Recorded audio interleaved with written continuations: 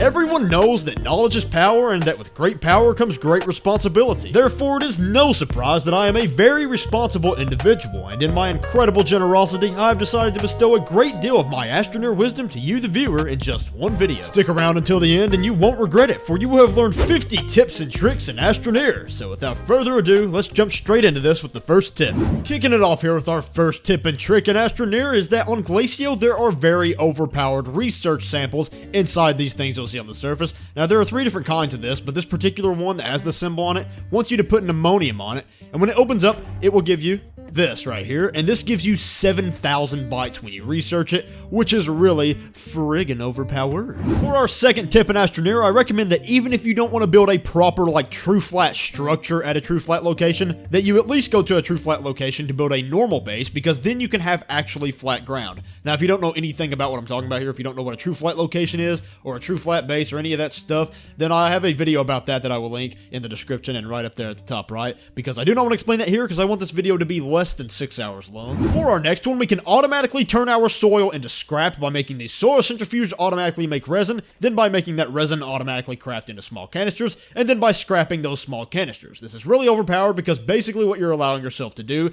is trade soil on the trade platform, and as we all know, the trade platform has access to some pretty powerful stuff. This next one is basically only useful in the early game, as by the late game you will have better options, but yes, in the early game, in the very first layer of caves on the home planet, you can find fully functioning medium generators, which put out 9 units of power a second for a single carbon, and this can be pretty helpful in the stage of the game where all you have is a few small solars and a few small winds, if you do want that extra power, so you can come down here and find those. Our next tip involves research, and that is that these research items are actually not as fast as these research samples for getting you bytes, so if you run into a cave and get a bunch of research samples, that is faster than doing research items. However, if you do both at the same time, that is obviously best, so I recommend doing both at the same time, unless you just want to do research samples, which also works pretty good. Storing small wind turbines on a large storage silo B like this costs way less than an XL, produces way more power than an XL, and it takes up way less space than an XL, so there is no reason to use the extra large wind turbine instead of small ones, especially if you put them on a silo like this,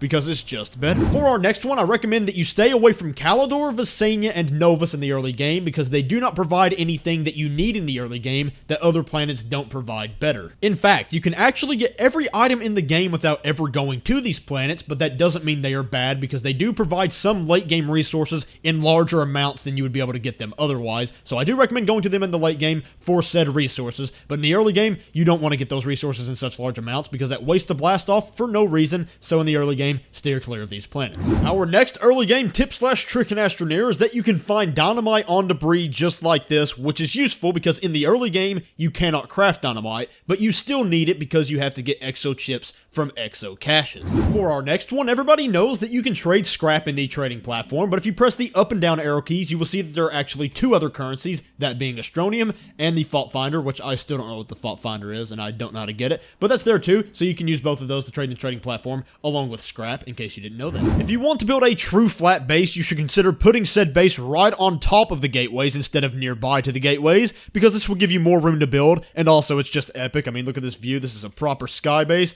and it makes sense too because it's sitting on a gateway instead of just floating like magic. So, pretty cool base idea, you should definitely try it. So this next one's sort of similar to the last one. The gateways get in your way when you're trying to build a base, so you can build on top of them, but also you can get a save where the gateway's floating, so you can just build straight under it, and as you can see, I've done both on this one. But yes, you can build under the gateways if they're floating, and the way you get a floating gateway is just by creating a save, seeing if your gateways are floating, then deleting it and trying again. It's completely random. Some saves will have floating gateways, most will not, so you just gotta keep trying. If you place extenders exactly vertically mirrored to one another, just like this, their cables will be invisible when you connect them. Now, I don't know how you would make them perfectly mirrored to one another without using true flat, so this may only be useful at a true flat location. However, if you're building a true flat base and you want your extender cables to be invisible, just place them perfectly mirrored to one another, just like this, and the cable will be invisible. For this next one, I recommend that you always bring an aluminum with you whenever you blast off to go to a new planet, so you can craft a soil centrifuge easily, and the reason we want a soil centrifuge on new planets is because it makes it really easy for us to get as much much of the basic resources as we want, which will make it really easy to set up a new base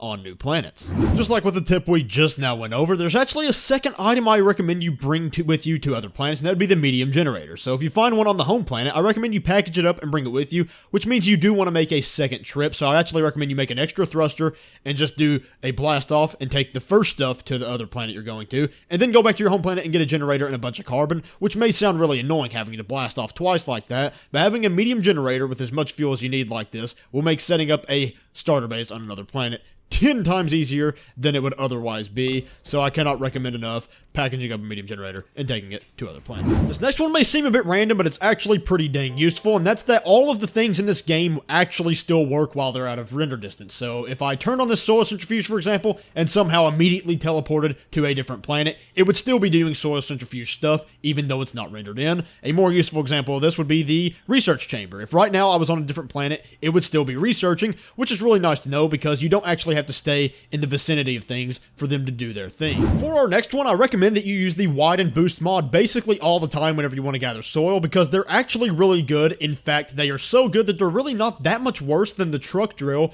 But even though they're kind of almost as good as the truck drill, the truck is still way better for gathering soil because it has way more storage capacity, and it also brings oxygen with you, so you don't have to worry about doing annoying tether stuff, and it's just generally a more pleasant experience using the truck. Not trying to say that the wide and boost are almost as good as the truck, but they are almost as fast as the truck, so that's something to keep in mind with how actually overpowered the wide and boost mod are. Since the small shuttle only has one storage spot, if you don't feel like putting an oxygenator there, you can put a medium storage there instead, and then just juggle your shuttle with you and take it with you wherever you go instead of doing tethers, which is sort of efficient actually. That's what I always do the first time I blast off, but alternatively you can actually have both. You can bring a medium storage with you in order to take back, and bring an oxygenator packaged up so you can fit in your inventory, and then leave the oxygenator here for a base, and then take the storage back with you. But yes, you can also just carry the rocket if that's what you want to do, and that's usually what I do on my first blast. Earlier I pointed out that we can automatically turn our soil into scrap, but since I mentioned that, I also feel like I should mention that that's not always for the best. You also want to have a normal soil centrifuge like I have over there,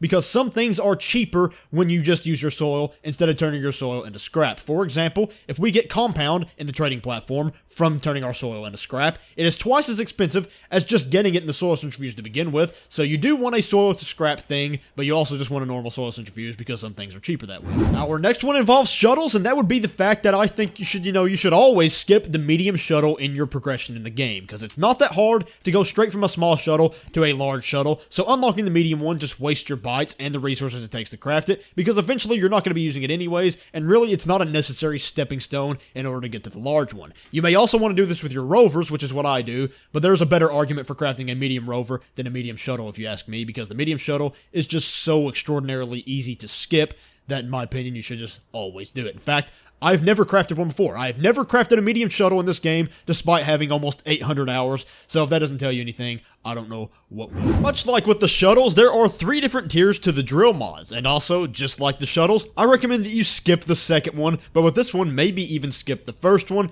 because again, it's just not that bad to get to the third one, but you might want the first one, because sometimes you do indeed need that in order to get to the third one without annoyance. Using the drill and paver on the rover is a good way to make roads, which can be nice because they're neat, but also it might be a good way to make less cluttered railway. I'm sure it is no surprise to anyone that the large rover is easily the fastest way to gather soil, and that's good for gathering soil, but it can also be dangerous because if used irresponsibly, it could easily destroy a planet pretty quickly if you don't contain it to one area, and so that's what this one's about. I recommend that you gather soil with the large rover, but I recommend that you very specifically keep it to one region so that the whole entire planet does not suffer as a result of it. Just go back and forth like this instead of doing one long tunnel across the planet, because that can cause problems, and maybe even you would want to go to a different planet and do it there instead, but at least keep it to a contained area so it does not cause problems across the whole planet. The inhibitor mod is good for gathering organic, as it doesn't destroy the ground, but it gives you all the stuff you need. If you use the inhibitor mod with the terrain analyzer, then you can actually try to place soil, and instead of placing soil, whatever color you have in the terrain analyzer will be painted onto the soil instead of actually placing any. So if you want to paint soil without destroying it, you can use both of these items together. Speaking of, though, yes, there is indeed a creative drill menu, and the way you access it is by pressing F while your terrain tool is out, and then you will be able to access all these nice settings here where you can deform faster, deform a larger area, and deform from further away. And most notably, there is a crap ton of colors here, so that's nice. The narrow mod is really useful for building true flat bases because you do need precision in order to make sure that your walls aren't extra thick, and in order to make sure that they aren't extra wide. Sometimes you do not want them to be huge, so you need the narrow mod in order to achieve that. We all know that the wide and boost mod are incredibly efficient at making us gather soil much quicker than we normally would. What you may not know, however, is that the boost mod is way worse than the wide mod by itself because it only makes us mine soil 18% faster than we normally would, whereas the wide mod makes us mine soil 160% faster than we normally would. But I still recommend that you use both of these together because when combined, they actually mine soil 330% faster, so it's still good to use both of them at the same time. But if you have to choose to get one first, do the wide mod because they cost the same in terms of bytes and in terms of what they cost to craft, except the wide mod is obviously way better, and it also draws less power, which is weird because, you know, you should make the better one draw more power. But you know what, whatever, I'm not a dev, I'm just saying that's kind of weird to me. I have mentioned many times how powerful these research samples here are, and I've also mentioned that they respawn over a pretty short amount of time. So something I like to do on Glacio is come to the first layer of caves here and run 8 stacks of tethers through the caves so that when these things respawn, I can just follow that same tether line and get like 10,000 bytes. It's ridiculously efficient. This next one has to do with wind and solar power, and that would be the best way to get each. If you want to get a bunch of wind power, the cheapest way to do that is actually to spam a bunch of smalls. Spamming a bunch of small winds is always cheaper than using any other kind. It's better than the mediums, it's better than the larges and the extra larges. You will always get power for cheaper by getting multiple smalls instead of getting the larger versions, which is a huge balance issue if you ask me, but that's not the point of this. The point is just to point it out. And you would think it would be the same for the solar, but it's actually not, because the solar has the medium as its best one for how much it costs in terms of how much power you get in return. So if you want to get a bunch of solar, use the medium. If you want to get a bunch of wind, use the small. But if you want to get a bunch of power in general, nobody really cares about either of these because the RTG is the king of the world, and you should be using these in the late game if you want to get a ton of power, because why wouldn't you? Earlier I mentioned that we can get a medium generator in the early game. However, the medium generator has the weakness that we have to turn it on manually whenever we need power, so we have to be at the base in order for this thing to actually be useful. However, we can automate that when our solar panels lose power, that it will turn the medium generator on. So we have a power sensor here that says whenever power is gained or lost, it will turn on or off the medium generator. So right now, if it becomes nighttime, generator turns on, except I skipped to nighttime, so if I did it right. Yeah, when it's actually nighttime, the solar panel's not getting power, so it turns on the medium generator, and vice versa. It is daytime, now it's getting power, we don't need the medium generator. Now there is one downside to this, and that's that it's really easy to make this system work with either solar or wind, but it's hard to make the system work with both solar and wind. So if you use solar and wind at your base at the same time, making the medium generator fully automated is going to be kind of annoying, but otherwise it's very easy if you do one or the other. On the surface of Glacio, on debris just like this, you can find fully functioning large wind turbines, and while I only suggest you craft small ones and never craft large or extra larges, if you find them fully functioning, that's a different story because they are pretty good if they just already exist for you and you don't have to craft them. And word on the street is that you can also find extra large ones fully working, but I've only seen debris like this, so I don't really know if you actually can find extra larges fully working, but I know you can find large ones working because I have seen multiple of these, so it's definitely worth checking out if you're on Glacio. I'm sure most of you know that you can find copper or malachite on the mountainous regions of the home planet, but you can also find it down in the deepest caves, so if you come down here to where it turns red, you'll be able to find copper here as well, and it's pretty dang common. If you hold control while walking, your character will walk slowly. So earlier I briefly mentioned that some things are cheaper in the soil centrifuge than in the trading platform. I barely touched up on that, so I want to go ahead and give you the complete rundown right now so you don't have to figure it out on your own. I'm just going to tell you the only two things that are actually cheaper by turning your soil into scrap first is going to be graphite and ammonium. Everything else is cheaper in the soil centrifuge itself, but obviously the trading platform is useful for more than just graphite and ammonium still, because there are things in here that are not in the soil centrifuge. But as far as things that are also in the soil centrifuge, you are better off getting ammonium and graphite in the trading platform instead. So turn your soil into scrap before you get graphite or ammonium, because they are twice as cheap in the trade platform.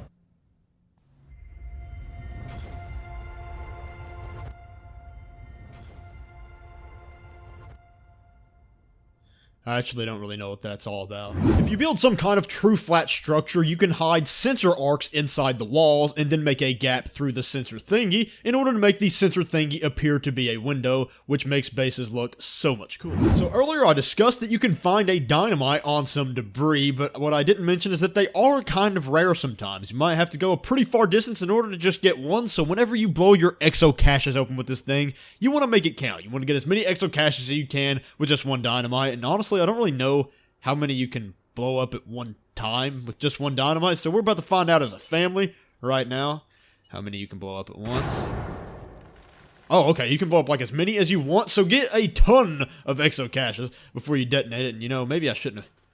Well, I probably could have went a little bit further from the base before I did that, but you know what I'm saying. You can get a lot of extra caches with one dynamite, and in the early game, that's essential because you cannot craft dynamite. This next one is a huge one, and it is easily the most important one for the late game, and it is the biggest time saver you could possibly have, and that is to never craft a single nanocarbon alloy by itself. So what I mean by this is, if you get one of every single ingredient you need to craft a nanocarbon alloy, you will get one nanocarbon alloy. So if you go to each planet that you need to go to, and you get one of each item, you're going to get one nanocarbon alloy. However, if you spend just a little bit of extra time on each planet to get a lot of what you need to make a nanocarbon alloy, then you're going to end up with a lot more nanocarbon alloy in the end for only tagging on a little extra time. What I recommend you do is fill a medium resource canister full of every nanocarbon alloy recipe so that you will get a medium resource canister full of nanocarbon alloy in the end. Now, it might sound like that takes way longer than just getting one of each ingredient, but it really doesn't, because while you're gathering a resource, you're already on the planet where that resource is. So getting all the way to 32 instead of just getting one is really not that much extra time, but it's 32 times as much nanocarbon alloy in the end, so I cannot recommend it enough. It is very, very overpowered because all you gotta do is just go on one gathering voyage of getting 32 nanocarbon alloy, and you'll like never need RTGs again or anything like that. It's just an incredibly overpowered thing, and I recommend it. If you've ever wanted to play Astroneer with someone but you don't have any friends, then you are a loser. But also, we can fix that, because if you go into the Astroneer Steam forums, there is actually a section where you can find other players who want to play Astroneer. So boom, look at all this. These are your future friends. If you go into these forums, you can start a new one and tell people, hey, I want friends. Or you can go to one where somebody's saying, hey, I want friends. And you can be like, hey, let's be friends.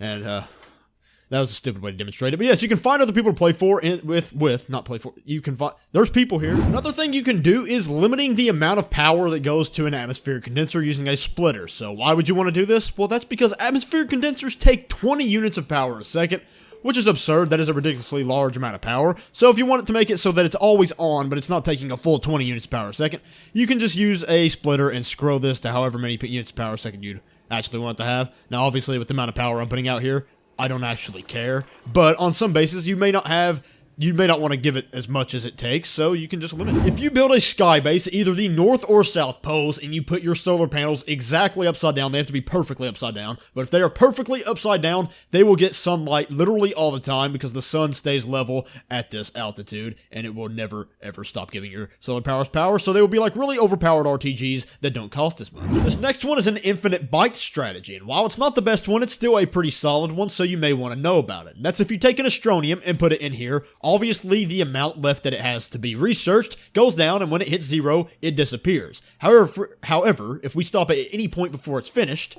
and then put it in a resource canister, and bring it straight back out, it will reset how much is left, so we can research one Astroneer for the rest of time, because it just resets whenever you put it through a canister. Ever since the Rails update, if you want to transport items over a long distance, never use auto arms because they will draw way more power and it will cost way more than using trains to transport items instead. Only use auto arms if you want to pick something up, never use it just to move items across a long distance. If you do not want your extenders to go in only one direction, you can hold F on them and the entire line will become multi-directional, meaning power can go both ways. As you can see, I did not know that when I made this base because over there I have extenders making a full circle here so that it goes both ways. So don't be like me, don't be a fool. Most of the time you need to split power into multiple directions. You are better off using medium platform A instead of a splitter because splitters will put the power in both directions no matter what. So if we're not even using power on this side, then half of the power is still going to come over here, which means if we only have one thing on and it's over here, it's getting half the power for literally no reason. Whereas medium platform A is both directions and everything, and it will make things go to wherever it is needed, and it will distribute it among everything equally. So only use the splitter if you specifically want something not to have much power, because otherwise it's a waste of resources to craft, and a waste of resources as in it wastes your power. Do not craft glow sticks. Earlier I mentioned these really overpowered research items on Glacio, and they are really good, but maybe you don't want to research them on Glacio, because if you're on a different planet, maybe you don't have a really good base set up where you have research chambers that will always get power. So if you want to take them back to your home base, it'll be very easy to get them to the home planet by packaging them up, because they become so small that you can just shove them in your inventory, and then when you unpackage them at the home base, you have research items that are worth 7,000 apiece, and that is really epic. If you build a base above sky limit, which I most definitely have here, you can still use landing pads on them, and they are fully functioning. And the reason this is useful is because other than landing pads, the only way to get above sky limit is by building soil, which is definitely annoying and also ugly, even if it wasn't annoying to walk that far or something. So using landing pads is easily the fastest way and the most handsome way to get to a base that is above sky limit, so that's what you should use. If you want to make a creative save, but you don't want your creative save to be brand new without any bases or anything, and you don't want to have to make bases just to have bases on a creative save, then something you could do is actually duplicate your survival save and then call it, like, I don't know, whatever the frick you want to call it. And then when you go in there, it'll literally be your survival save again, but then you can turn it into creative mode and basically have a creative version of your survival mode, so you can do creative stuff while having like a actually realistic type of base situation. That might not sound useful, but I find it useful, and you'll see me do that in my videos a lot. I use my main survival save in a lot of videos, but it's almost always in creative mode, but I didn't want to actually turn my survival save into creative mode for that, so I just did this. I duplicate it, and then I make it creative. We are all likely guilty of running our tethers to stupid places at times, and then we just leave them there because we don't want to have to pick up each individual one and put them in our inventory just like this. However, what you may not know is that you actually don't have to do that. If you hold shift and click on them, they'll go straight into your inventory, so you can just run back like this and preserve your tethers whenever they go somewhere useless. If you use the wide mod to make a cave entrance, all you have to do is flatten out the ground, and it will actually make a space large enough for you to walk down without having to do normal drilling just like this. You can do flattening, which is much more pleasant, and it makes a flat level surface to walk. Our last tip in Astroneer is to scrap your dynamite. Now, this is something I'm not going to show because I do not want to spoil the mystery for you, but scrapping your dynamite can actually get you like 3 or 4 scrap. It actually varies a little bit. Most people don't know about this, but if you scrap your dynamite, it will give you more scrap than you may actually think, which is definitely a good thing, so I definitely recommend that you give that a shot.